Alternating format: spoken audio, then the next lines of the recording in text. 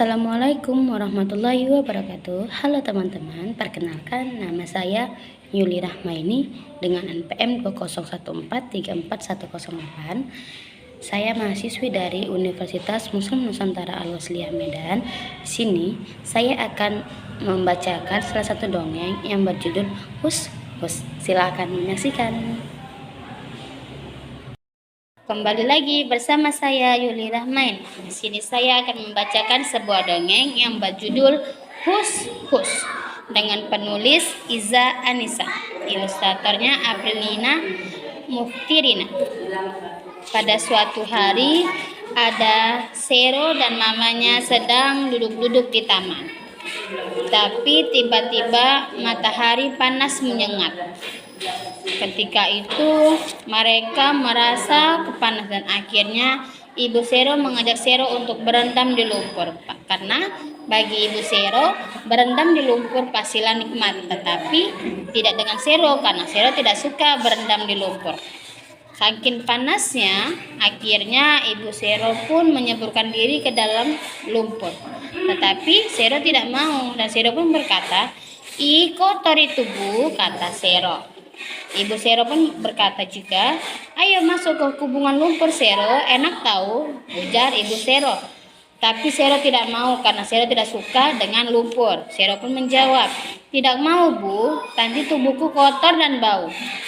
Setelah itu Sero pun berjalan-jalan untuk mencari tempat yang dingin.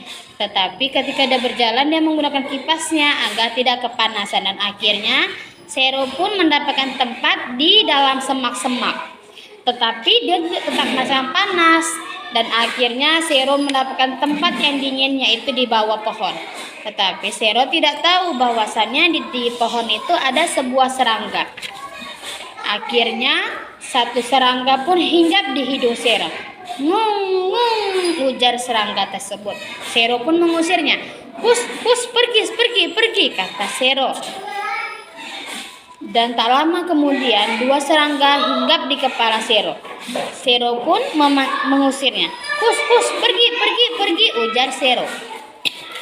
Tak lama kemudian tiga serangga lagi hinggap di kuping Sero. Tetapi Sero tetap mengusirnya dan akhirnya Sero pun kesal. Ia menggoyangkan kepalanya tetapi tidak dengan serangga. Serangga pun tidak peduli, bahkan jumlahnya datang lebih banyak lagi. Dan akhirnya Sero berteriak, "Wah! Ah!" kata Sero.